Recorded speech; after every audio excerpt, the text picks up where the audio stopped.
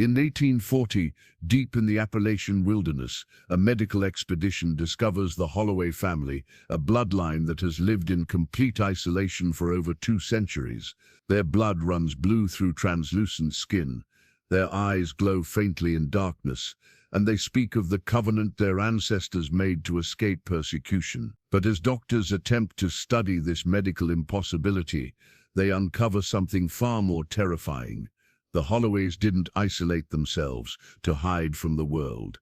They isolated the world from what they had become. Dr. Samuel Blackwood pressed his palm against the rain-soaked trunk of an ancient oak, his lungs burning as he gasped for air in the thin mountain fog. The letter in his breast pocket had promised a medical phenomenon that would reshape everything the scientific community understood about human physiology. But standing here in this god-forsaken corner of the Appalachian Mountains, in October of 18, with his boots sinking into mud that smelled of rot and copper, he wondered if he'd been lured into an elaborate hoax. His colleague, Dr. Florence Chen, the only female physician Samuel had ever respected enough to bring on an expedition of this magnitude, stood 20 paces ahead, her dark eyes fixed on something beyond the tree line that made her usually steady hand tremble as she raised it to point. What she'd seen made Samuel forget his exhaustion entirely, because there, emerging from fog so thick it seemed almost solid, stood a structure that shouldn't exist, a massive estate built from black stone that absorbed light rather than reflected it. Its architecture, belonging to no period Samuel recognized, with windows that seemed to watch them like eyes, and from those windows a faint blue luminescence pulsed like a heartbeat. The letter had come 3 weeks prior to the Boston Medical Society, written in handwriting so precise it looked printed, describing a family whose blood ran blue as sapphires, whose hearts beat at half the rate of normal humans, who had lived in absolute isolation since 1640.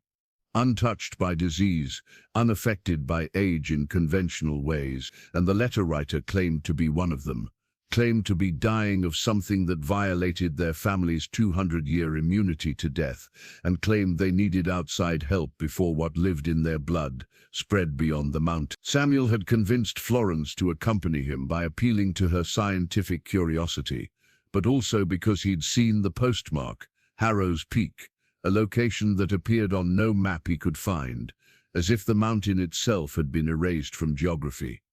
They'd hired a guide named Jacob Weiss, a German immigrant who'd spent 15 years trapping in these mountains and who'd agreed to lead them only after Samuel offered 3 times his usual rate. And even then, Jacob had crossed himself and muttered prayers in his native tongue the entire journey up the nameless mountain. Jacob stood behind them now, his weathered face pale as limestone, his rifle clutched so tightly his knuckles had gone white, and he whispered in accented English that they should leave, that the mountain had rules, that some places existed specifically because they'd been forgotten. Florence ignored him and moved toward the estate with the determined stride of someone who'd spent her entire career being told what she couldn't do, and Samuel followed, because he'd never been able to let Florence take a risk alone, and also because the blue light in those windows had started pulsing faster, as if it knew they were coming. The estate's front door stood 15 feet tall, made of wood so dark it looked burnt, carved with symbols that predated any language Samuel recognized, circles within circles, spirals that hurt to follow with your eyes, and figures that might have been human once, but had too many limbs and faces that existed in profile and front-facing simultaneously. Florence reached for the iron door handle shaped like a clenched fist, and the moment her fingers touched the metal, the door swung inward on hinges that made no sound, revealing an entrance hall lit entirely by that same blue luminescence emanating from veins in the walls themselves, actual veins that pulsed with liquid light, and Samuel realized with creeping horror that the walls weren't stone at all, but something organic that had been shaped to look like stone, something that breathed. The air inside tasted sweet and wrong, like fruit rotting from the inside, and the temperature sat at least 20 degrees warmer than the October chill outside, the warmth coming from below, from somewhere deep beneath the estate, as if they stood atop something vast and sleeping. A voice called from deeper in the house, a woman's voice that sounded young and old simultaneously, words echoing in ways that suggested the space beyond the entrance hall extended much farther than the estate's exterior dimensions should allow, and she said their names, said Dr. Blackwood, Dr. Chen. Welcome. We've been expecting you since your births, since before your births, since the moment your great-grandparents drew breath, because everything that brought you here was cultivated across generations. Florence glanced at Samuel, and he saw his own fear reflected in her eyes, but also that stubborn curiosity that made her a brilliant physician, and they moved forward together into the blue-lit corridor, where portraits lined the walls, dozens of them, showing the same family across what should have been different generations, but the faces never aged. The same man, the same woman, the same three children appearing in paintings dated 1640, 1700, 1750, 1800, and in the most recent one, dated 1840, the family stood in modern dress, and behind them in the painting's background, tiny but unmistakable, stood Samuel and Florence themselves. Jacob made a sound like a wounded animal and ran back toward the entrance, but when he reached the doorway, he collided with something invisible, something that threw him backward 10 feet to land sprawled on the floor, nose bleeding, and the front door swung shut with a sound like a tomb ceiling. The woman's voice called again, closer now, and Samuel could hear footsteps approaching, but wrong footsteps, too many feet, or feet landing in patterns that didn't match human gait. And she said, "Don't be frightened, doctors. We've kept ourselves so carefully contained for 2 centuries, bred so selectively to maintain the purity of what we've become. But the isolation has had unforeseen consequences. The blood that makes us immortal has begun to make us something else entirely, and we need fresh perspective, fresh material, fresh understanding before the transformation completes, and we can no longer be considered human in any meaningful sense." She stepped into the entrance hall from a side corridor, and Samuel's breath caught because she was beautiful in a way that hurt to perceive, her skin translucent as rice paper, blue veins visible beneath like rivers on a map, her eyes solid black with no whites at all, her hair midnight blue and moving as if underwater despite the still air, and she wore a dress from 2 centuries past, pristine and white, and when she smiled, her teeth reflected the blue light like mirrors. She introduced herself as Olivia Holloway, though she looked no older than 25, and she said she was the great-great-great-great-granddaughter of the family's founder, though the math didn't work because that would make her over 200 years old, but she said it matter-of-factly as if time worked differently for the Holloways, and perhaps it did because as Samuel watched, her appearance shifted subtly, her face seeming to age and grow younger in cycles, as if she existed in multiple time states simultaneously. She gestured for them to follow, and despite every instinct screaming to run, to break through that invisible barrier and flee the mountain, Samuel and Florence followed Olivia deeper into the estate, through corridors that curved in geometrically impossible ways, past rooms where other family members sat in absolute stillness, their blue-veined skin glowing softly, their black eyes tracking the visitor's movement with predatory focus, past a library where books bound in what looked disturbingly like human leather lined shelves that reached into darkness above, past a dining hall where a feast sat perfectly preserved, food from 200 years ago still fresh, still steaming. Olivia led them to what she called the examination room, and Samuel understood with sinking dread that they weren't here as researchers, but as subjects, because the room contained not medical equipment, but restraints, because the walls were covered in anatomical drawings that showed human bodies transforming into something else, something with too many organs, with blood vessels that formed patterns like writing, with hearts that had grown additional chambers, and in the center of the room sat a surgical table, still stained with blue blood from whatever procedure had been performed there last. Olivia turned to face them, and her smile widened beyond what human facial muscles should allow, and she said, Let me tell you about the Covenant doctors. Let me tell you what my ancestors agreed to in 1640 when they were being burned as witches, when they were being drowned and crushed and torn apart for the crime of being different. Let me tell you about the entity that offered them immortality in exchange for isolation, that changed their blood to blue as a mark of its claim, that has been slowly, generation by generation, transforming them into something that can serve as its vessels when it finally decides to emerge from the deep places beneath this mountain where it's been sleeping since before humans walked upright. Samuel grabbed Florence's hand and pulled her backward, but the corridor behind them had changed, had become a wall of that same organic stone that wasn't stone, pulsing with veins of blue light, and Olivia laughed, a sound like wind through a graveyard, and said, "You were invited, doctors. You were bred across generations to have specific traits, specific knowledge, specific genetic markers that we need to complete the transformation, because the Covenant requires willing participation, requires that you choose to join us. And we've been so patient, so careful in arranging the circumstances of your lives to bring you here to this moment." Behind Olivia, other family members began filing into the examination room, 12 of them, their faces identical despite supposedly spanning 2 centuries of births, their movements synchronized, and Samuel counted 14 hands among the 12 figures and realized with creeping horror that they were sharing limbs, that beneath their clothing they'd begun fusing together into something singular. Florence, ever the scientist even in terror, whispered, "The blood, Samuel, whatever changed their blood, is rewriting their DNA in real time. I can see it. Their cellular structure is reorganizing. They're becoming a colonial organism, like a Portuguese man-o'-war. Individual beings, forming a single entity," and Olivia clapped her hands in delight and said, "Yes, Dr. Chen. Precisely yes. You understand, that's why we chose you.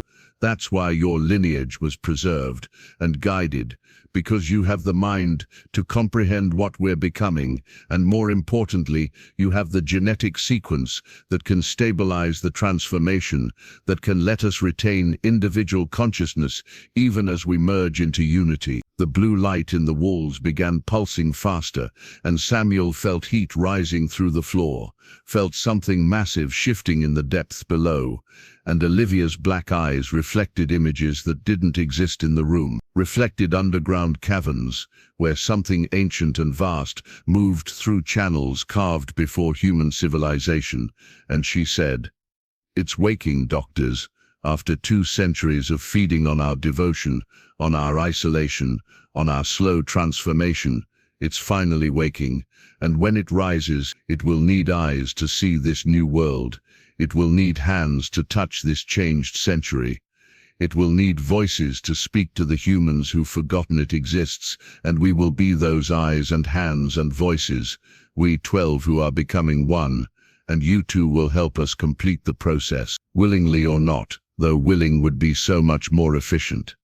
Jacob, who'd been silent since his collision with the invisible barrier, suddenly stood and raised his rifle, aimed it at Olivia, his hands shaking, his prayers now screamed rather than whispered, and he fired, the sound deafening in the enclosed space, and the bullet struck Olivia directly in the chest, and blue blood fountained from the wound, but she didn't fall, didn't even stagger. Instead, she looked down at the hole in her sternum with mild curiosity, and the other 11 family members turned their attention to Jacob, and their mouths opened in perfect synchronization, and from those mouths came a sound that wasn't voice, but something deeper, something that vibrated in Samuel's bones, in his skull, in his teeth, a frequency that made his vision blur, and his stomach clench, and Jacob dropped the rifle and clutched his head, and began screaming, and his scream didn't stop even as blood started running from his ears, from his eyes, from his nose, even as he collapsed to his knees, and then to his side, still screaming, until the sound cut off mid-breath, and he lay still with his eyes wide open, and his face locked in an expression of absolute terror. The wound in Olivia's chest sealed itself, the blue blood retracting back into her body as if time had reversed. and she said almost apologetically, "We need you two alive and relatively undamaged, but your guide served no purpose except to bring you here, and now he's served even that purpose, so we've released him from the burden of consciousness. A mercy really, given what he would have witnessed in the days to come." Samuel looked at Florence and saw calculation in her eyes, that brilliant analytical mind working through impossible variables, and she squeezed his hand 3 times, their old signal from medical school meaning, "I have a plan, trust me," and she stepped forward and said to Olivia, "If you need our willing participation, then you need to show us everything. You need to prove that what you're offering is worth accepting, because right now all I see is horror wearing human skin. All I see is murder and violation of every natural law. So convince me, Olivia Holloway, convince me that becoming part of your collective is preferable to dying like Jacob died." Olivia's face cycled through expressions too quickly to follow, surprise and respect and hunger, and something else, something that might have been hope, and she said, "Very well, Dr. Chen, very well, let me show you the true history of the Holloway family. Let me show you what we were offered and what we've become. Let me show you the entity in the deep, and then you can make an informed choice, because informed consent, even under duress, still counts as consent in the covenant's accounting. And we've been so careful about the rules, so meticulous in our adherence to the terms agreed upon 200 years ago." She gestured, and the examination room's walls became transparent, not glass but simply ceasing to exist, revealing that the estate extended far beyond its apparent boundaries, revealing chambers stacked vertically and horizontally in configurations that defied Euclidean geometry, revealing hundreds of family members in various stages of transformation, some still recognizably human, others merged into clusters of limbs and faces, others transformed into something entirely other, into pillars of flesh covered in eyes, into pools of blue liquid that formed shapes, suggesting intelligence, and at the center of it all, visible through layer after layer of transparent rooms, beneath the estate in a cavern that seemed to extend into the earth's core, something moved, something vast enough that Samuel could only perceive portions of it, tentacles thick as houses, a body that might have been covered in scales or feathers, or something else entirely, and intelligence behind it all, ancient and patient and hungry, and Samuel understood with perfect clarity that they were standing inside a trap 200 years in the making, a trap built from bloodlines and careful breeding and manipulated circumstances, and the trap had finally sprung shut. Olivia led them through corridors that shouldn't exist, where gravity seemed negotiable and walls met at angles that made Samuel's eyes water, past windows that showed not the October forest outside, but different times entirely. Glimpses of the estate in 1640, when it was first built, when the stones were laid by hands that already glowed faintly blue, when the first Holloways carved those impossible symbols into the foundation, while chanting in a language that predated Latin, predated Sanskrit, predated any human tongue Samuel had ever encountered in his extensive linguistic studies.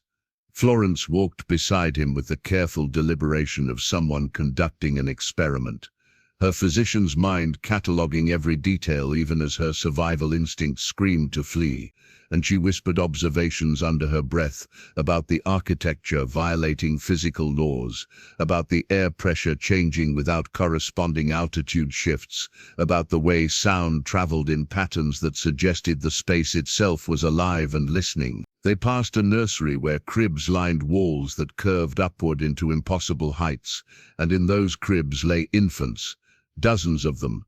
But these children didn't cry or move. They simply stared upward with solid black eyes, their tiny chests rising and falling in perfect synchronization, and Samuel noticed with creeping horror that they all looked identical. The same face repeated across different cribs, as if the family had stopped producing variation generations ago, and now birthed only copies of some ideal template. Olivia noticed his stare and said without turning, "We haven't had a true birth in 70 years, Dr. Blackwood. What you see are divisions, cellular separations, one family member becoming two, the way certain simple organisms reproduce, because the blood has rewritten our biology so fundamentally that we've transcended sexual reproduction entirely. We simply create more of ourselves when the collective needs expansion, each new division carrying perfect genetic memory of every generation that came before. She stopped at a door marked with that spiral symbol that hurt to observe directly.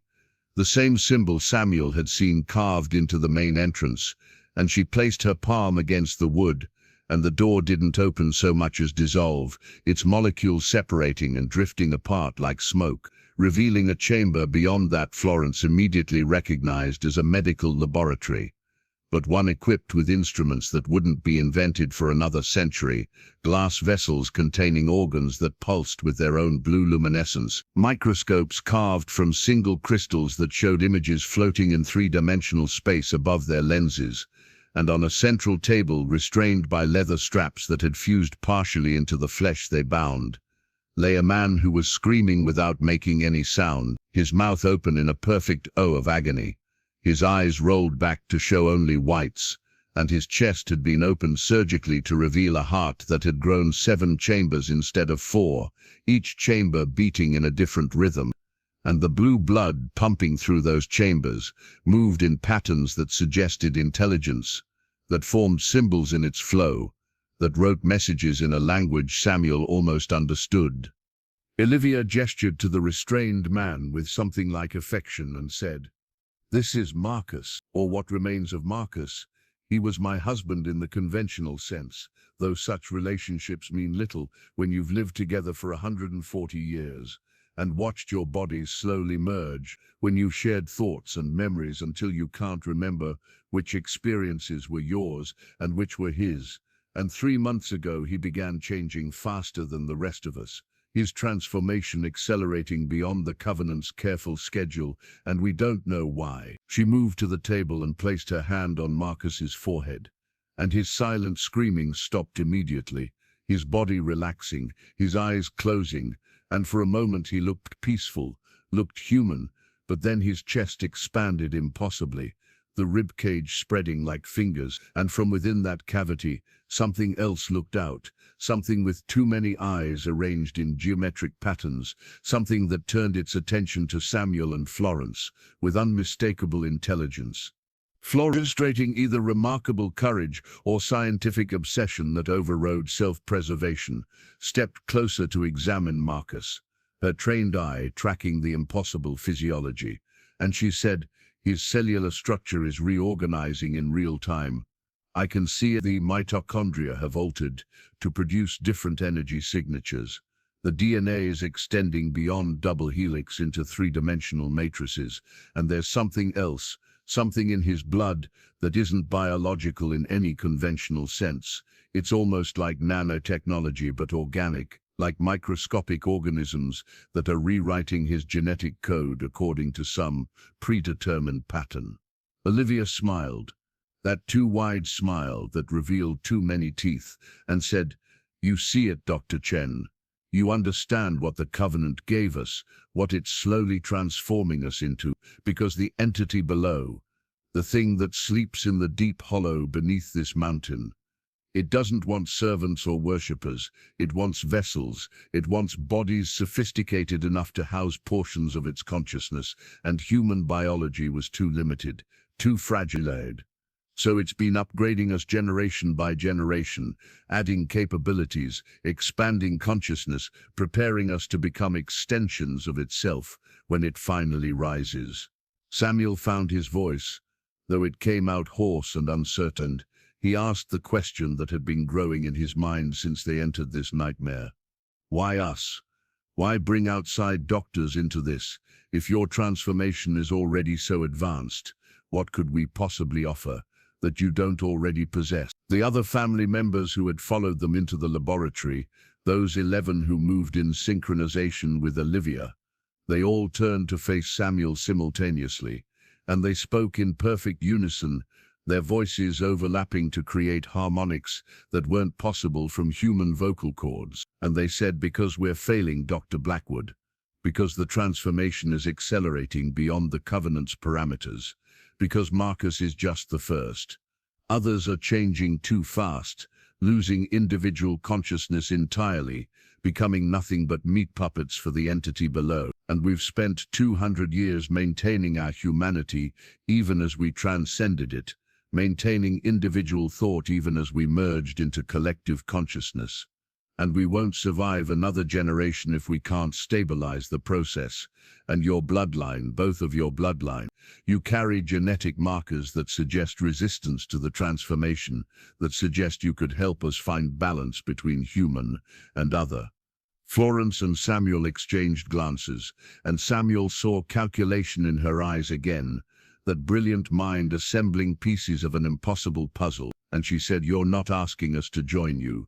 You're asking us to cure you, to find a way to slow or control the transformation, to preserve what's left of your humanity even as you become something else entirely." Olivia's face showed genuine emotion for the first, something that might have been relief or desperation or both. And she said, "Yes, exactly yes, we've been studying ourselves for generations, documenting every change, every adaptation, but we lack outside perspective. We've been isolated so long that we can't see solutions that might be obvious to fresh eyes, and the entity below, it's waking faster than projected. Its consciousness seeping into ours earlier than the covenant stipulated.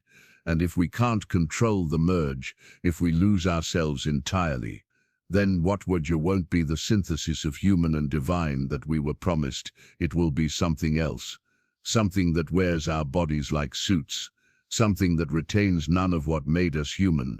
She moved to a cabinet that seemed to exist partially in the wall, partially outside normal space, and withdrew 2 journals bound in blue leather that pulsed faintly with the same bioluminescence as the family's blood. And she offered these to Florence and Samuel.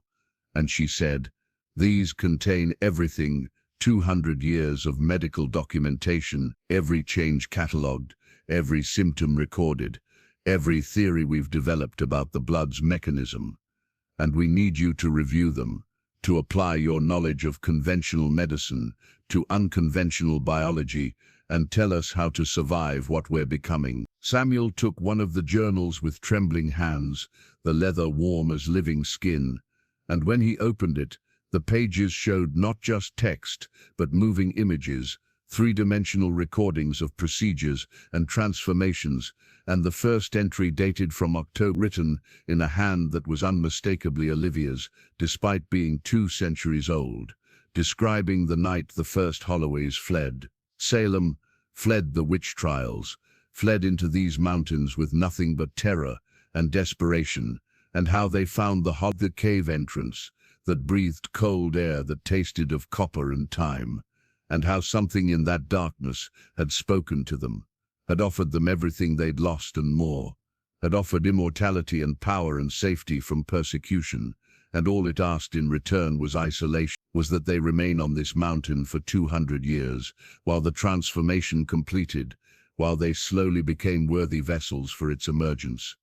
The entries continued, year by year, documenting the first changes, the way their blood began to thicken and darken until it ran blue as midnight, the way their hearts slowed but grew more efficient, the way they stopped aging in conventional ways, their bodies maintaining optimal function indefinitely, the way they became immune to disease and injury, healed impossibilities. And at first the entries read like triumph, like gratitude for these gifts. But as decades passed, the tone shifted, fear creeping in as the changes continued beyond what they'd expect, as children were born already transformed, already more other than human, as family members began merging both mentally and physically, as individual identity became harder to maintain. Florence was reading over Samuel's shoulder, her breath quick and shallow, and she pointed to an entry from 1780 that described the first failed separation, a family member who'd tried to leave the mountain despite the covenant's terms, who'd made it 3 miles before the blue blood in his veins turned solid, crystallized, turning his entire circulatory system into something like sapphire that burst through his skin from internal pressure. and the family had found him transformed into a statue of blue crystal, still technically alive, but conscious and screaming inside his frozen body, and they'd brought him back to the estate and placed him in a gallery with others who'd attempted escape, a warning to any who considered breaking the covenant. Samuel's hands shook as he turned pages that showed increasingly disturbing transformation. Family members who'd grown additional organs that served unknown purposes, who'd developed the ability to share consciousness across distances, who'd begun to perceive time non-linearly, experiencing past and future simultaneous, who'd stopped thinking in language and started thinking in pure concepts that they struggled to translate back into words. Olivia watched them read with an expression somewhere between hope and resignation, and she said, "We have 6 months, perhaps less, before the 200-year isolation period ends, before the covenant reaches completion," and Marcus's accelerated transformation suggests that the entity below is waking ahead of schedule, preparing for emergence. And if we haven't stabilized the process by then, if we haven't found a way to preserve our individual consciousness through the final merge, then 200 years of careful planning, of maintaining our humanity against impossible odds, it will all be for nothing, will simply become meat for something ancient to wear and worth. The covenant includes a clause that we didn't fully understand when we agreed to it, a clause stating that when the transformation completes, when the entity rises, it won't be bound to this mountain anymore. It will be free to extend beyond our bloodline, to transform to spread like a beautiful, terrible disease across this entire continent. And we've spent 2 centuries in isolation, not just protecting ourselves, but protecting everyone else from what we carry in our blood. The laboratory suddenly felt colder, the blue light dimming, and from somewhere far below came a sound like thunder, like tectonic plates grinding, like something immense shifting in the deep, and Olivia's face went pale, the blue veins beneath her skin pulsing faster, and she whispered, "It knows you're here. It knows we've brought outside help, and it's pleased, Dr. Blackwood. Dr. Chen, it's been waiting for you just as we have, because you're not just here to stabilize us, you're here to help complete the final transformation. Your resistance to the blood makes you perfect candidates for testing the next phase, for determining whether the merge can spread beyond our isolated bloodline into the general human population. And I'm so sorry. I'm so terribly sorry, but we didn't have a choice. The covenant doesn't allow refusal, and when the entity wants something, when it inserts desire into our shared consciousness, we can't help but obey." The 11 other family members who'd been standing motionless suddenly moved, their synchronized steps bringing them closer, forming a circle around Samuel and Florence, and their hands extended toward the doctors. And Samuel saw that their fingers had grown too long, the joints multiplying, the tips sharp as surgical implements, and Olivia said in a voice that carried harmonics that definitely weren't human, "We need samples, doctors, blood and tissue and bone marrow. We need to see how your cells react to exposure to our blue blood. Need to see if you'll transform like we did, or if your genetic resistance will create something new, something hybrid, something that might be the key to controlling what we're becoming. And this will hurt. There's no avoiding that. The transformation always hurts at first. But if you survive the initial integration, if your consciousness remains intact through the cellular reorganization, then perhaps we can all survive what's coming. Perhaps we can emerge from this covenant still recognizably human, still individual, still ourselves." Florence grabbed Samuel's hand and squeezed, not 3 times now, but continuously, desperately, and she whispered, "The journals, there has to be something in the documentation, some pattern, some clue about how to resist or escape. We need time to analyze their research, to find weaknesses in the transformation process."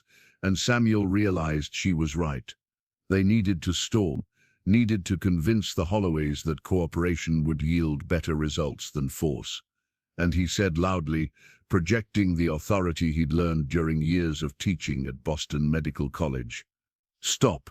If you want our help, If you want meaningful analysis rather than just reactive data, then you need to give us time to review these journals properly, to understand the transformation's mechanisms before we undergo any procedures ourselves, because our resistance means nothing if we can't document how and why we resist. Means nothing if we're just two more subjects added to your collection, rather than active participants in solving this problem.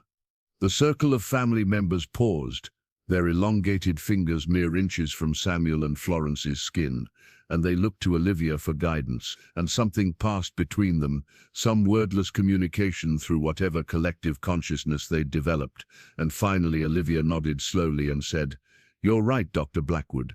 We've been isolated so long we've forgotten how proper research works, forgotten the value of control groups and systematic analysis. Very well, we'll give you 3 days to review our documentation, to propose theories about stabilizing the transformation, but you'll remain in the estate, in rooms we've prepared, and you won't be allowed to leave or communicate with the outside world. And after 3 days, willing or not, you'll participate in the next phase of testing, because the entity below grows restless, and we feel its impatience like pressure in our skulls, like hunger in our blue blood, and we can't delay much longer without losing what little control we maintain." The family members stepped back, the circle breaking, and Olivia gestured toward a different corridor, one that hadn't existed moments before, walls shifting to create new passages, the estate rearranging itself around them. And she said, "Your quarters are prepared, you'll find them comfortable by surface standards, and the journals will tell you everything you need to know, everything we understand about the covenant, and the blood, and the entity in the deep. And perhaps your outside perspective will see what we've missed. We'll find the solution that's eluded us for 2 centuries, because we want to survive. Doctors, we want to preserve what makes us human, even as we transcend humanity. And we're trusting you to help us do that, trusting you not to betray that trust." She paused, her black eyes reflecting blue light in patterns that might have been writing, might have been warnings, and she added, "But understand this, the estate won't let you leave. The mountain won't permit escape." Jacob learned that with his final breath, and even if you somehow breached our physical barriers, the entity below has been dreaming of you since you were born, has been waiting for your arrival since your grandparents' grandparents drew breath, and in the deep places beneath this mountain, the hollow, where it sleeps and dreams and slowly wakes, it's already claimed you as its own, already written your names in the covenant alongside ours, and there's no power on earth or beyond it that can erase what's been written in the blood of immortal. The room they were given existed in a part of the estate where geometry had given up entirely, where the ceiling was simultaneously 10 feet high and infinite, where shadows fell in directions that had no corresponding light source, and where the bed that dominated the center looked soft and inviting, but pulsed with the same blue veins as everything else in this cursed place, as if even the furniture had been grown rather than built, as if the entire structure was one massive organism, and they were being digested slowly in its belly. Florence immediately began examining the journals with systematic precision, laying them side by side on a desk that seemed to be made of compressed bone, her fingers tracing the moving images on pages that showed transformations so disturbing that Samuel had to look away, had to focus instead on the window that showed not the October forest, but rather the interior of the mountain itself, chambers and tunnels extending down into impossible depths, where that blue luminescence pulsed like a heartbeat, like breathing, like the steady rhythm of something massive, preparing to wake. Samuel moved to the window and pressed his hand against the glass, except it wasn't glass. It was warm and yielded slightly under pressure, like skin stretched over a frame, and through this membrane he could see down into the hollow that Olivia had mentioned, could see the cavern that housed the entity, and what he saw there made his breath catch, because it wasn't just large, it was architecturally vast, a space that could have contained entire cities, and within that space, something moved with deliberate slowness, something that his mind couldn't properly process, his eyes sliding off its form every time he tried to focus, catching only glimpses of surfaces that might have been scales, or feathers, or eyes, or something else entirely, watching appendages that could have been tentacles, or roots, or veins extending from a central mass that pulsed with bioluminescent patterns that looked like writing, like instructions, like DNA sequences made visible and magnified to the scale of mountains. Florence called him over with urgency in her voice, and when Samuel turned from the window, he saw that she'd arranged the journals chronologically and had begun taking notes in her own precise handwriting, and she said without looking up, "Samuel, this is extraordinary. The documentation is more thorough than anything I've seen in conventional medicine. Every symptom catalogued, every change measured with precision, and there's a pattern here. Clear progression that suggests the transformation isn't random mutation, but rather deliberate restructuring according to some blueprint. And look here, this entry from 1720. It describes how the blood changes composition based on proximity to the entity below. The closer a family member gets to the hollow, the faster their transformation accelerates, which suggests the entity exerts some kind of field effect, some influence that catalyzes the changes in their biology. She flipped to another section, pages, turning themselves as if responding to her interest, and she pointed to detailed anatomical drawings that showed the 7-chambered heart they'd seen in Marcus. But these drawings were dated 1695, over a century before Marcus was born, which meant the transformation followed predictable patterns, meant that what was happening to Marcus now had happened to others before, meant there was precedent, and precedent meant data, and data meant potential solutions. Samuel leaned over her shoulder to read an entry that made his blood run cold, a passage written in 1750 by someone named Elijah Holloway, who described the first time he'd heard the entity speak directly into his mind, not in words but in concepts that translated themselves into understanding, and it had shown him the future, had shown him a world where the blue blood spread beyond the mountain, where cities glowed with bioluminescence, where humanity evolved into something greater, something that could perceive dimensions beyond the normal three, that could manipulate reality through will alone, that could live not just for centuries, but potentially forever, never aging, never dying, becoming something that current humans would worship as gods. The entry continued with Elijah describing how beautiful and terrible this vision had been, how it had filled him with longing and horror in equal measure, because the transformed humans in this vision weren't individuals anymore.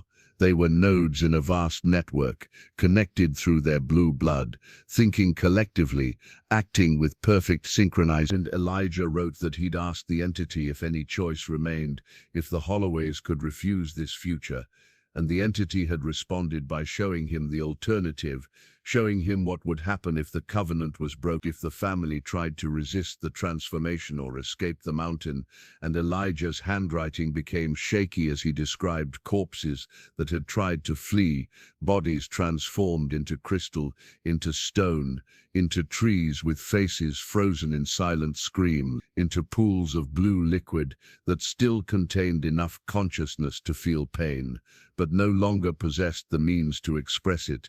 And Elijah wrote that after seeing this alternative, continued transformation seemed merciful by comparison. Florence made a note in the margin of her own journal, her handwriting steady, despite the content she was processing, and she said, "There's a biological mechanism here that we can potentially exploit. Samuel, the transformation requires proximity to the entity for acceleration, which suggests it might be reversible, or at least stoppable, if we can create sufficient distance. But the estate and mountain seem designed to prevent that, seem to function as a containment system that keeps the family trapped within the entity's influence radius, which means escape isn't about breaking physical barriers, but about somehow neutralizing the field effect that binds them here. Samuel wanted to believe her analysis, wanted to think scientifically about biological mechanisms and field effects, but he kept seeing that thing in the hollow, kept feeling its attention like weight pressing down on his consciousness, and he said, "Florence, even if we find a way to resist the transformation, even if we develop a treatment that could stabilize the hollow's biology, we're still trapped here." The door killed Jacob for trying to leave. Olivia said the mountain itself enforces the isolation, and we have 3 days before they force us to participate in their experiments. 3 days to somehow solve a problem that stumped them for 2 centuries. She finally looked up from the journey, and her dark eyes held that fierce determination he'd seen countless times during their years working together, during surgeries where patients shouldn't have survived but did, because Florence refused to accept impossible odds. And she said, "Then we'd better work quickly, because I'm not becoming part of their collective. I'm not losing my individual consciousness to feed some ancient entity's emergence. And neither are you, Samuel. We're going to find a weakness in this covenant, going to find a loophole in whatever supernatural contract bound the Holloways to this place. And we're going to exploit it, because every system has vulnerabilities, even 200-year-old pacts, with things that live in mountains."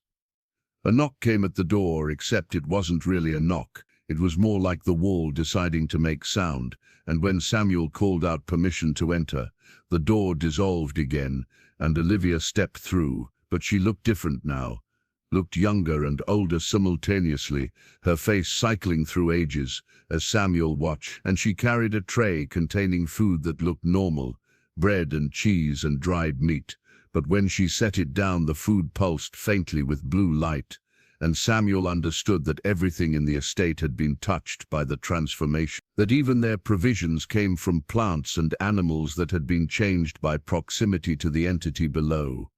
Olivia saw his hesitation and said, "It's safe, doctors. We've been eating this for 2 centuries, without harm, unless you count immortality as harm, unless you count transcendence as poison. And you'll need sustenance if you're going to spend 3 days reviewing our journals, going to need energy for the work ahead. Because reviewing 200 years of documentation in 3 days, that's beyond human capability under normal circumstances, but I can help with that if you're willing." She withdrew from her dress pocket a small vial filled with liquid that glowed intensely blue, and she set it beside the food tray, and she said, "1 drop of this on your tongue, and you won't need sleep for the next 72 hours, won't feel fatigue, won't experience the normal degradation of mental acuity that comes with extended wakefulness, because this is concentrated essence of our blood, distilled and purified, and it carries properties that will temporarily enhance your cognition, will let you process information at accelerated rates, will essentially give you a taste of what we experience constantly now that we've transcended normal human limitation." Florence reached for the vial before Samuel could stop her, holding it up to examine the liquid inside, and she asked with clinical detachment, "What are the side effects? What's the mechanism of action? How does ingesting your blood affect normal human physiology?" Olivia smiled, pleased by the scientific inquiry, and she said, "The blood contains what we call messengers, microscopic organisms that aren't quite viruses, aren't quite bacteria, something else entirely, something that the entity created, or perhaps is made of, and these messengers rewrite cellular instructions temporarily, optimizing neural pathways, increasing blood oxygen efficiency, stimulating the production of neurotransmitters that enhance focus and memory, and the effects last approximately 72 hours before normal biology reasserts itself, assuming normal biology can reassert itself, because there's a small chance, perhaps 5%, that the temporary enhancement becomes permanent, that the messengers establish themselves in your system and begin the transformation process. But we've calculated that risk as acceptable, given your stated need for time to analyze our situation." Samuel grabbed Florence's wrist before she could open the vial, and he said firmly, We're not taking any substance that could initiate transformation. We're not exposing ourselves to those messengers, or whatever they are. We'll work with normal human capabilities and normal human time frames, and if that's not sufficient for your schedule, then your schedule needs adjustment. Olivia's expression shifted to something like respect, and she nodded slowly and said, "Very well, Dr. Blackwood. I respect your caution, though I should mention that you've already been exposed simply by breathing the air in this estate, simply by touching surfaces that carry trace amounts of our essence, and those messengers I mentioned. They're in everything here, in the food, in the water, in the very air you're breathing with every inhalation, and they've been entering your bloodstream since you crossed the threshold. And the only question is whether you've absorbed enough to initiate transformation, or merely enough to alter your perceptions, to make you more receptive to what we're becoming, to make the idea of joining us seem less terrifying and more inevitable." The room seemed to tilt, and Samuel felt sudden vertigo, felt his heartbeat accelerate, and he looked at his hands and saw in the dim blue light that his veins looked darker than they should, looked almost purple, looked like they were beginning to carry something other than normal blood. And Florence made a small sound of distress, and Samuel saw that she was examining her own arms, seeing the same changes, seeing their biology already beginning to respond to prolonged exposure to the estate's atmosphere. Olivia watched their panic with something like sympathy and said, "Don't be frightened. The changes at this stage are minimal and likely reversible if you could leave within the next 24 hours. But of course you can't leave, and with each hour you remain the messengers, establish themselves more firmly in your cells, and your resistance to transformation. That genetic marker we identified in your bloodlines, it might slow the process, but it won't stop it entirely, not with constant exposure, not when you're breathing concentrated essence with every breath. And I'm sorry, truly sorry, but this is how the entity works. This is how it spreads, through air and touch, and the simple act of existing in proximity to those already transformed. And by bringing you here, we've already begun your integration into our collective, whether you consented or not." Florence stood abruptly, her chair scraping against the floor that wasn't quite floor, and she said with barely controlled fury, "You've infected us. You've violated every principle of medical ethics, every standard of human decency, and you've done it under the guise of requesting our help. But this was never about cooperation, was it? This was about adding our genetic material to your collective, about expanding your numbers before the 200-year isolation ends, about preparing for whatever emergence the entity has planned." Olivia didn't deny it. Instead, she said, matter-of-factly, "The covenant requires expansion, requires that we grow our numbers before the transformation completes, because the entity needs sufficient vessels to house all aspects of its consciousness when it rises, needs enough bodies to distribute its awareness across, so that no single vessel bears the full weight of its perception, which would destroy individual consciousness entirely. And yes, we've been cultivating your bloodlines for generations specifically for this purpose, ensuring that your ancestors married specific partners, that they settled in specific locations, that their children inherited the precise genetic combinations we needed. And every choice you've made in your lives, every decision that brought you to Boston Medical Society, that made you colleagues and friends, all of it was orchestrated across decades to ensure you'd be here now, in this room, this moment, already infected and beginning transformation." Samuel felt rage building in his chest, felt violation so profound it made him want to vomit. But underneath the anger was something worse, was a creeping acceptance that felt alien, that felt like it wasn't his own emotion but something being inserted into his consciousness, and he realized with horror that the messengers weren't just in his blood, they were already affecting his thoughts, already making the idea of transformation seem less terrible, already eroding his resistance through biochemical manipulation. He forced himself to focus, to think through the mental fog that was beginning to settle over his mind, and he said to Florence, "The journals, there has to be documentation about the early stages of transformation, about how the first Holloways resisted or managed the initial infection. We need to find if anyone ever successfully reversed the process." Florence nodded and returned to the journals with renewed urgency, flipping through pages faster now, her enhanced pattern recognition already kicking in, whether from the messengers or from pure desperate need. And she stopped at an entry from 1642, just 2 years after the Covenant began, written by someone named Sarah Holloway, who described attempting to purge the blue blood from her system through bloodletting, through induced vomiting, through every medical intervention available in that primitive era. And the entry described 3 weeks of agony as her body fought against the transformation, as the messengers died and were expelled. And for a brief period Sarah had succeeded, had returned her blood to normal red, had felt the entity's presence recede from her consciousness. But then the entry ended abruptly mid-sentence, and the next entry was written in different handwriting, explaining that Sarah had been found at the border of the estate's grounds, transformed into blue crystal like those who'd tried to escape, except she was still conscious inside the crystal, still aware, and they'd brought her crystallized body back and placed it in the gallery with the others, and she remained there still, a warning about the futility of resistance. Florence closed that journal carefully and opened another.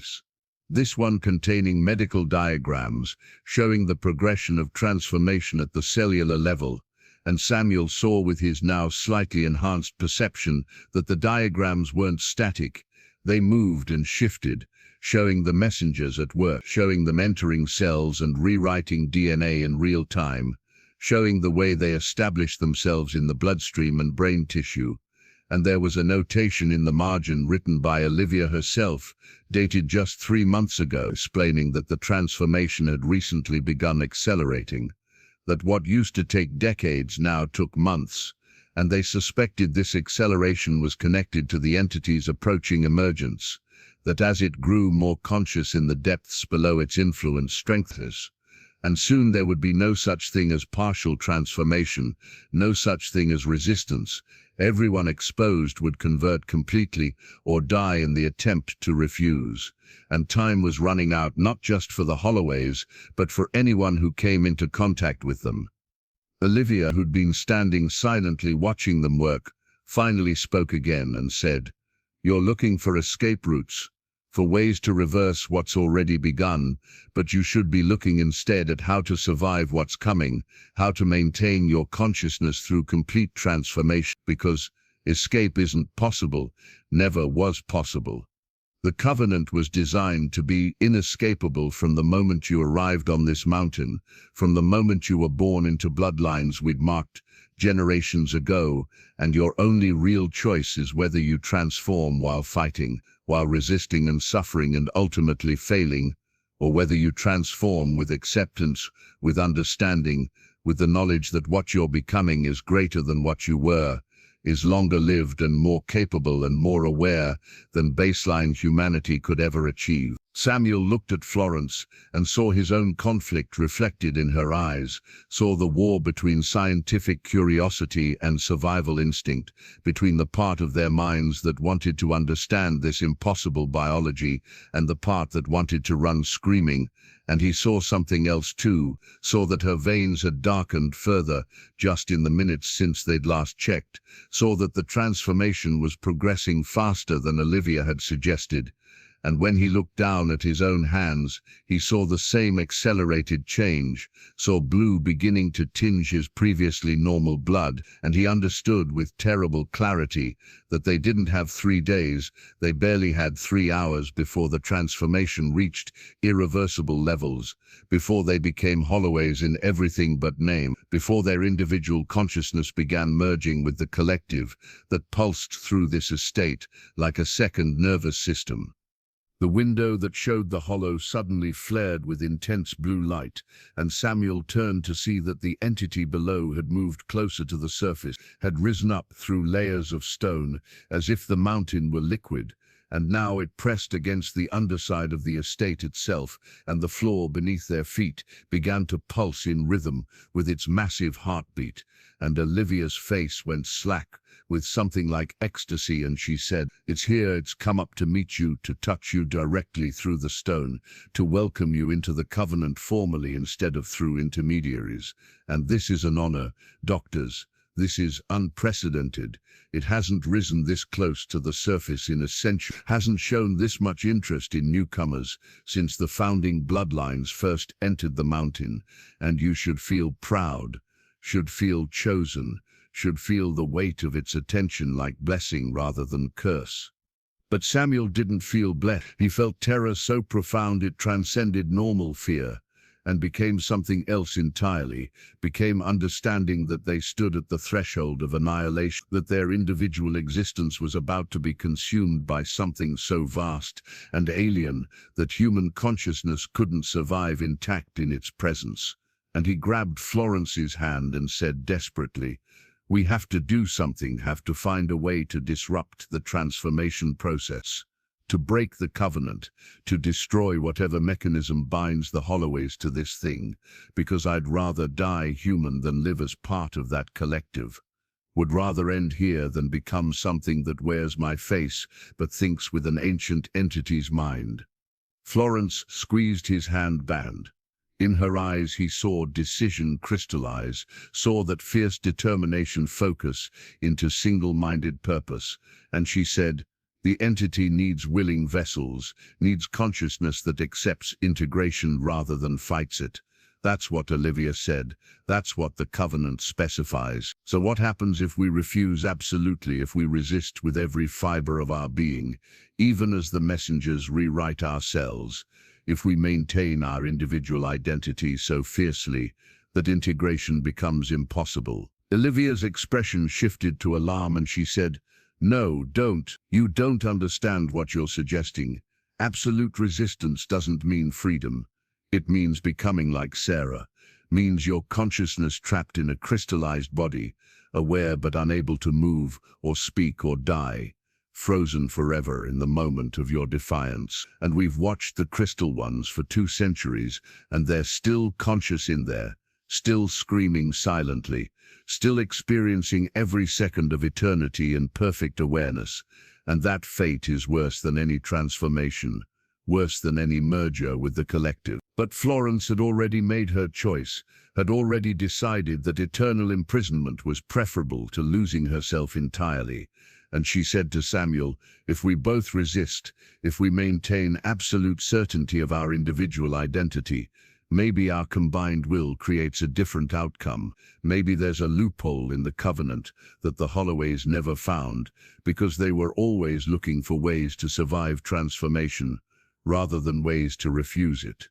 Absolutely, and Samuel understood what she was proposing, understood that she was suggesting a form of suicide, a choice to crystallize rather than assimilate, and he found himself nodding because she was right, because being trapped aware in crystal seemed somehow more human than becoming a node in an entity's distributed consciousness, because at least in crystallization they'd still be themselves, still be Samuel and Florence, rather than extensions of something other. The floor pulsed harder, the entity's heartbeat now their heartbeat, the estate's rhythm now their rhythm, and Olivia screamed at them to stop, to reconsider. But Florence had already begun the mental exercise they'd learned in medical school for maintaining focus under pressure, had begun reciting to herself every detail that made her individual, her name, her history, her choices, her memories, building a fortress of self in her mind that nothing could breach. And Samuel followed her example, wrapping his consciousness in layers of identity, of personality, of everything that made him Samuel Blackwood rather than something else.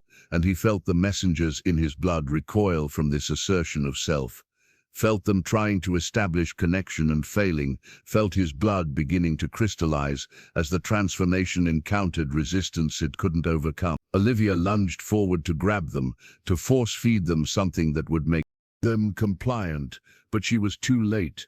The crystallization had begun and was spreading rapidly through their circulatory systems, their skin taking on translucent blue sheen, their movements slowing as joints began to solidify, and Samuel's last clear thought before consciousness locked into crystal was that at least they'd chosen this, at least they'd maintained their humanity even if their human form was ending. At least the entity below wouldn't get to wear their faces. Consciousness in crystal was nothing like death, and everything like being buried alive in your own body.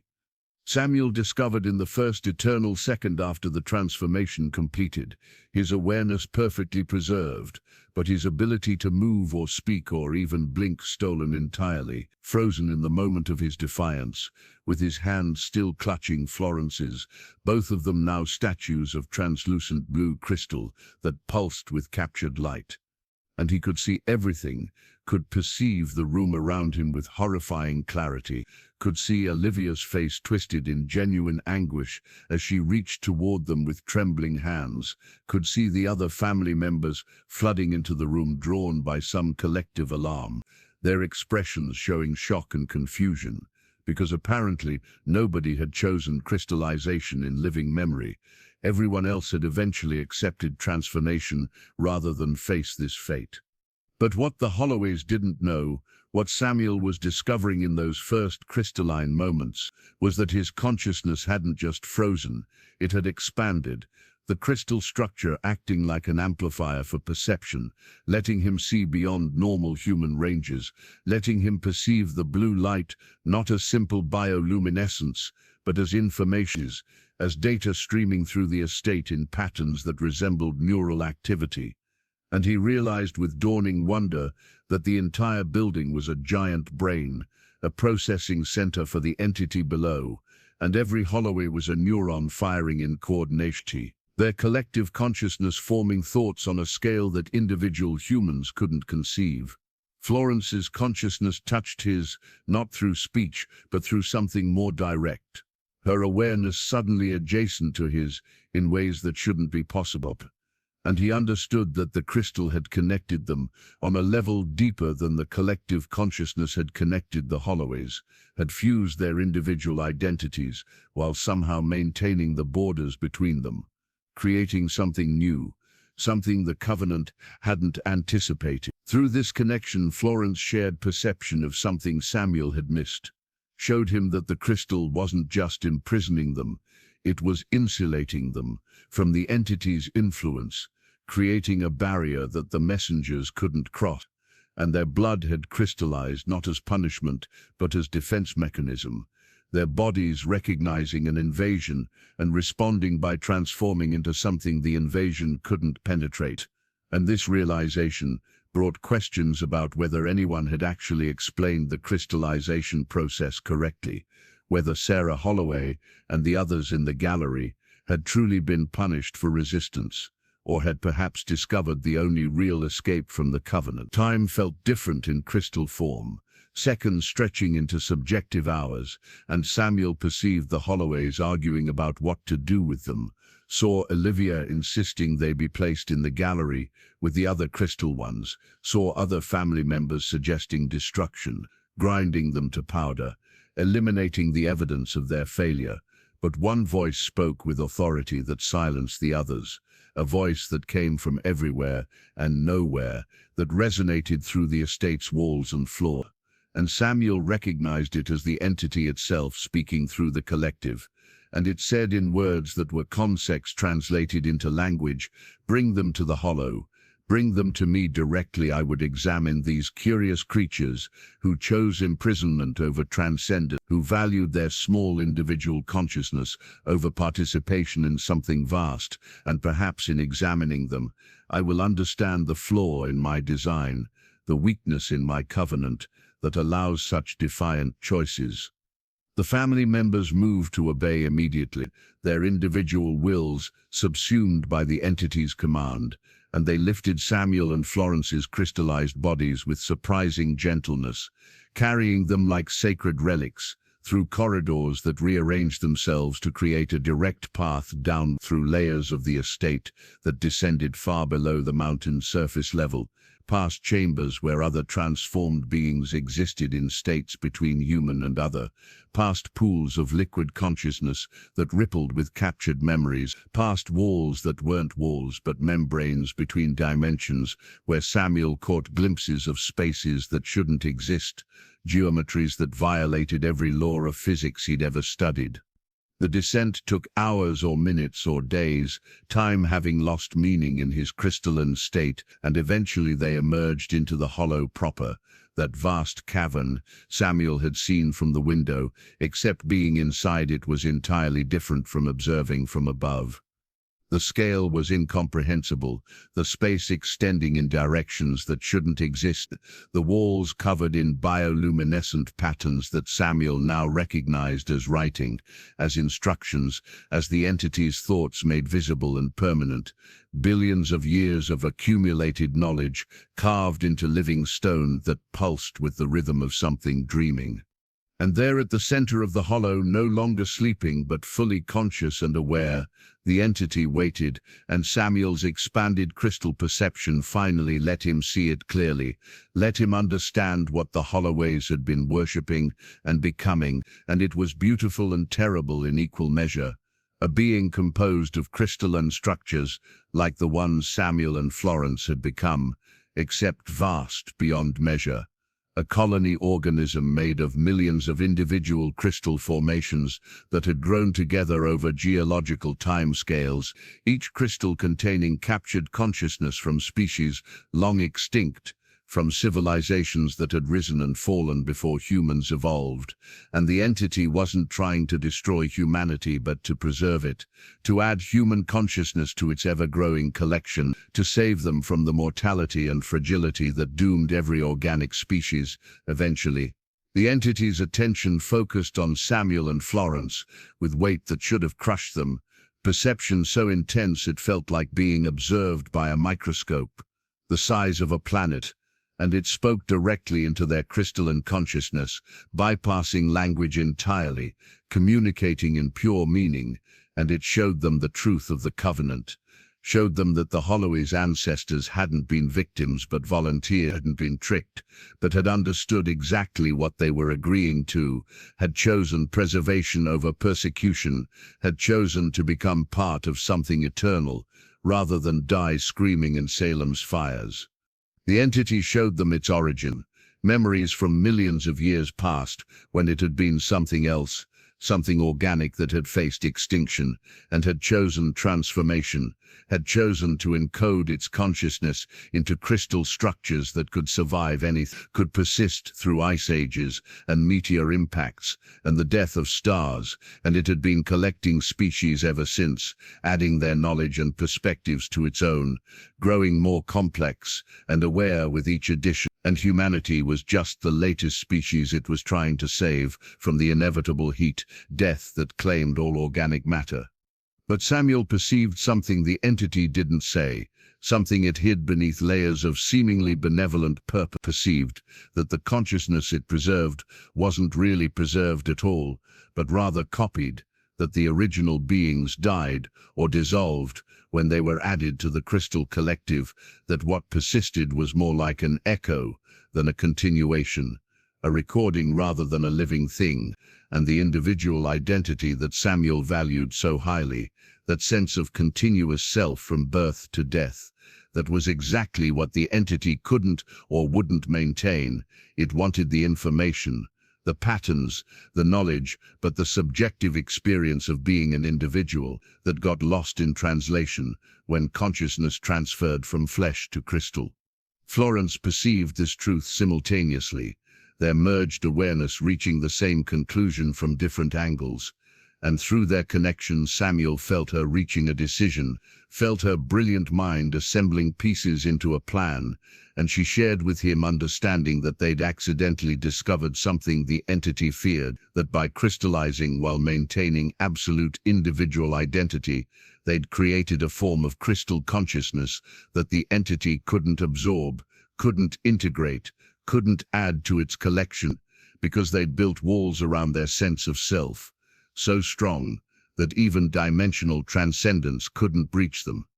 The entity felt their understanding and its attention shifted, curiosity becoming concern, becoming something almost like fear, and it probed at their crystalline structure, trying to find entry points, trying to dissolve the barriers they'd erected, and Samuel felt pressure building in his consciousness, felt the entity's will pressing against his sense of self, like ocean water pressing against a submarine's hull, testing for weaknesses, for cracks, for any vulnerability it could exploit. But the crystal held, the barriers held, their individual identities remained intact and separate even from each other, despite their merged perception, and the entity withdrew slightly, its vast consciousness regrouping, recalculating, and it spoke again in that language of pure meaning, saying that it had waited millions of years and could wait longer, that eventually their crystal would erode, or they would tire of imprisonment and lower their defenses, that nothing remained perfectly isolated forever, that even stars died and black holes evaporated, and eventually everything joined the background radiation of an empty universe. And compared to that timeline, their resistance was meaningless, was a temporary inconvenience rather than a real obstacle. Olivia and the other Holloways had remained at the edge of the hollow during this exchange, watching through the collective consciousness, experiencing everything the entity experienced, and Samuel saw through his expanded perception that tears ran down Olivia's face, that despite 2 centuries of transformation, she still retained enough humanity to mourn what they'd become, to regret the choice her ancestors had made, and she spoke aloud, her voice echoing strangely in the vast space, saying, "I told you they were special, told you their bloodlines carried resistance, told you that forcing them would fail, and now you have 2 crystallized humans who can perceive everything, who can see the truth you've hidden from us for 200 years, who know that we're not being preserved, but copied, not being elevated, but archived.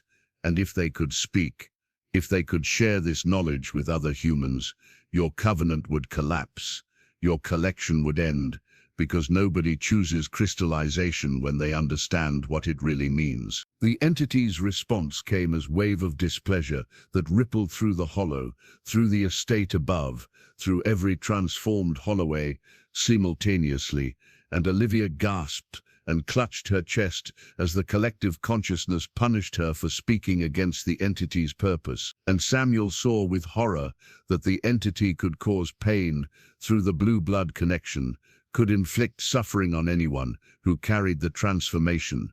And Olivia fell to her knees as the pain intensified, as the entity demonstrated the price of questioning the covenant. But something unexpected happened then, something that changed everything, because Marcus, who'd been carried to the hollow still strapped to his surgical table, whose transformation had accelerated beyond control, whose 7-chambered heart beat in chaotic rhythms, he suddenly spoke for the first time since Samuel had seen him in the laboratory, his voice distorted by the physical changes to his throat and vocal cords, and he said words that made the entity's attention snap toward him like a predator, noticing prey.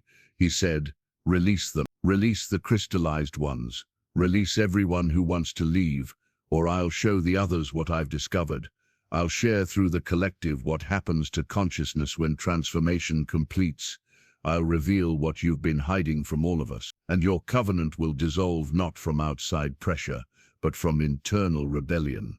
The entity's consciousness focused entirely on Marcus, and Samuel felt through his expanded perception that Marcus had somehow retained more individual awareness through his transformation than anyone else, had used his accelerated change to explore the boundaries of the collective consciousness, had discovered things the entity thought were hidden, and now Marcus was threatening exposure, was threatening to share knowledge that would destroy the entity's carefully maintained narrative. The entity spoke directly to Marcus, and Samuel perceived the exchange as data transfer happening at speeds that made normal speech seem glacial, as threat and counter-threat, as the entity offering Marcus anything he wanted in exchange for silence, offering to reverse his transformation, offering to let him leave, offering knowledge and power and experiences beyond human comprehension.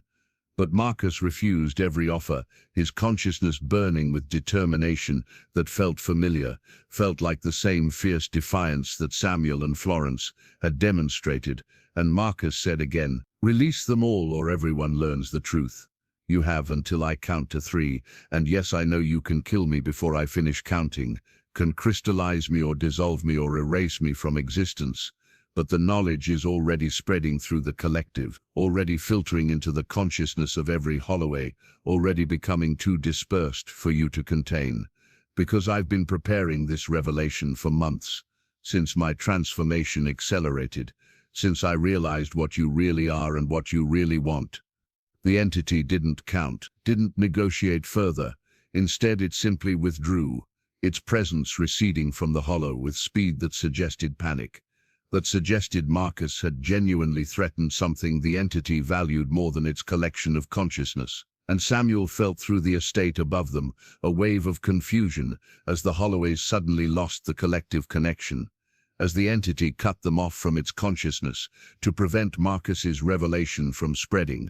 And for the first time in 2 centuries, the Holloway family members were truly individual again, were alone in their own heads, and the shock of sudden isolation hit them like physical trauma. Olivia stood shakily, her face showing disorientation and relief in equal measure, and she looked at Marcus with something like wonder and said, "What did you discover?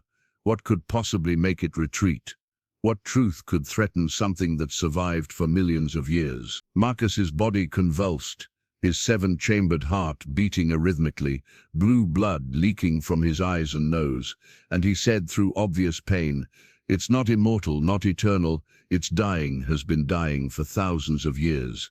Its crystal structure degrading, its consciousness fragmenting, and it needs us, needs humanity's fresh consciousness to repair the damage, to fill the gaps where its own awareness has eroded. And everything about preservation and transcendence and elevation, it's all lies. We're not being saved, we're being harvested, our consciousness ground up to patch holes in something ancient and broken and terrified of ending." The revelation hit Samuel with force that made his crystalline structure resonate, made his captured consciousness vibrate with understanding, because suddenly everything made sense. The accelerating transformation, the urgency of the 200-year timeline, the entity's need for willing vessels. It wasn't about humanity's evolution. It was about the entity's survival, about an ancient being using humans as raw material for its own repair. And the covenant wasn't a gift, but a trap, wasn't preservation but consumption. Florence's consciousness touched his again, through their merged connection, and she shared understanding that they'd been right to resist, right to choose crystallization over assimilation, because at least in crystal form they remained themselves, remained human, while transformation would have meant being dissolved to feed something else's continuation. The entity's voice returned then, no longer speaking in benevolent concepts, but in raw command, speaking through the environment itself, through the hollow's walls, through the crystal formations that lined the cavern. And it said, "You will all remain, you will complete transformation, you will serve your purpose willingly or unwillingly, but you will serve, because I have invested 200 years in your bloodline, have guided your development across generations, have shaped your genetics to meet my needs. And I will not allow that investment to be wasted, because one transformed human discovered truths I intended to remain hidden." The hollow began to change, the walls closing in, the space contracting, and Samuel perceived through his crystal senses that the entity was preparing to force transformation on every Holloway simultaneously, was planning to dissolve their individual consciousness through brute force, rather than gentle assimilation, and the family members felt it too, felt their bodies beginning to change against their will, felt their blood turning bluer, felt their organs reorganize, felt their individual thoughts beginning to merge. But Marcus had one final revelation to share, one final weapon to deploy, and he said with his last breath before transformation consumed him entirely, "The covenant has a termination clause written in the original agreement. If the entity breaks faith with the terms, if it transforms family members without their willing consent, the covenant dissolves and everyone goes free. And you're breaking faith right now. You're forcing transformation, which means the 200 years of isolation end, which means the binding fails, which means we can leave." The entity's roar of fury shook the hollow, shook the mountain, shook reality itself, and Samuel felt his crystalline structure beginning to crack under the pressure. Felt Florence's consciousness pressed against his as they both perceived their imprisonment ending, perceived the crystal dissolving, not into flesh, but into something else, into possibility, into choice, and the entity's voice thundered through dimensions saying it would not allow escape, would not permit its investment to be wasted, would rather destroy them all than lose them. But the covenant's terms were absolute, were written in agreements older than the entity itself, bound by rules that even ancient consciousnesses couldn't violate. And as Marcus had predicted, the forced transformation triggered the termination clause. And suddenly the blue blood in every Holloway began to lose its color, began returning to normal red, and their consciousness snapped back to individual isolation, and their bodies began aging normally again. 200 years of suspended time catching up in seconds, except it didn't, because the messengers that had maintained their immortality fought against removal, fought to preserve their hosts, and what should have been instant death became instead violent illness, became fever and convulsions and suffering, but not death, not yet.